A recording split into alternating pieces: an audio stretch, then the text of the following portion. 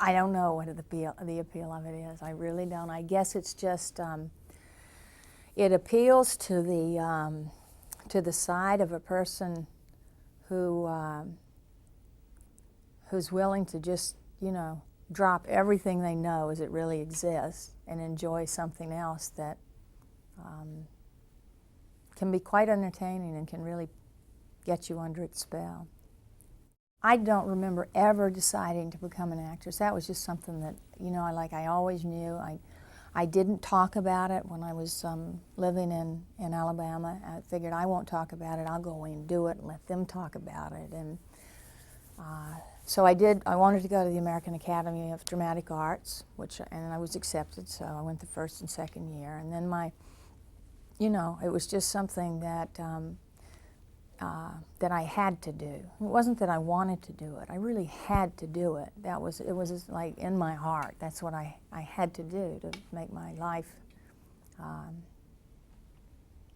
seem complete, I guess, at the time. I think actors have, most actors, most people actors that you'll ask, or when people come up to me and say, I want to be an actor, tell me what I should do. And I say, well, do you have to? And if they say, no, well, you know, I've got a part-time job and I'm also probably going to be a this or that, that's one answer. I always answer in one way, but whenever they answer, do you have to, with a yes, I have to, then I go have a whole other one, which is, you start to study this and that. I would suggest school, probably in New York. In California, there are an awful lot of people who get in front of the camera because somebody threw a stick and it hit that one on the beach and they stood up and they were cast, you know. So, so I've totally forgotten the question, but that's all right. I never had to be bitten. Jonathan never bit me. I never was bitten.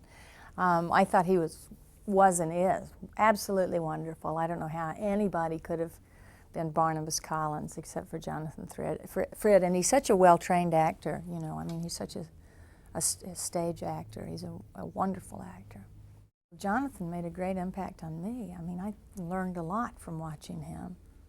And if I wasn't in a scene, I would come in on days that I didn't even work, to either be in the booth with Henry and watch what the director was doing and see what was going to come up on camera 3 before camera 3 came up, to see what the actor was doing to prepare. I think I saw Laura once. She was just getting ready to make an entrance and just didn't know, but she pulled the little lace out of her sleeves before she walked on, and then it made all the difference in her body language. It was just wonderful, and yeah, and watching Jonathan was a wonderful education. He was such a nice man. He was so nice to me.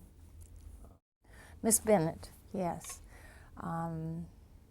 Well, I mean, you know, I was starstruck because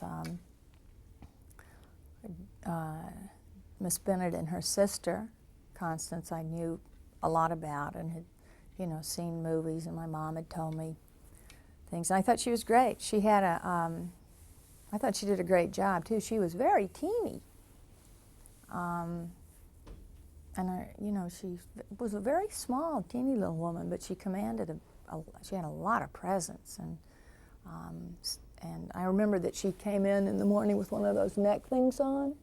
And I thought, oh my God, how in the world can you take that thing off and work? Doesn't that hurt? I never asked her, but I bet it hurt. But she was great.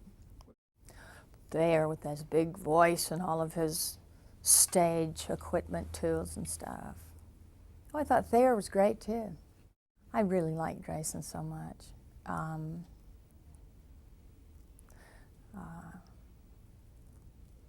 I have real fond memories of Grayson and little quirks, little things she did.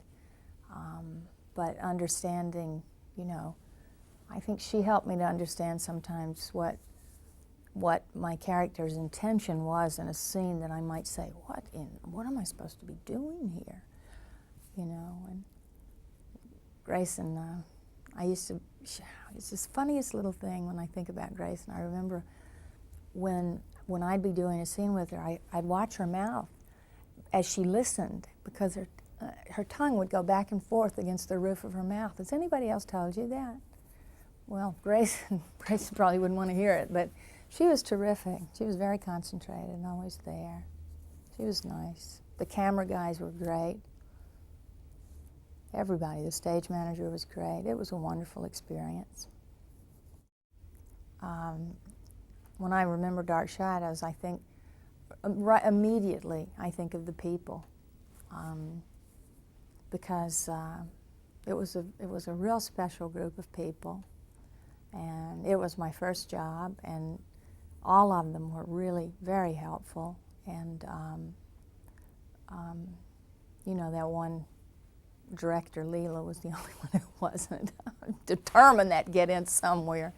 But anyway, but Dan Curtis was like, oh, and I was always just a little bit afraid of Dan, and he's of course got a heart of gold, and he's just wonderful, and Laura and David, and geez, I just remember all these wonderful, nice people doing this crazy thing, and I got to go there every day and do something crazy with them, and it was fun. It was really fun. It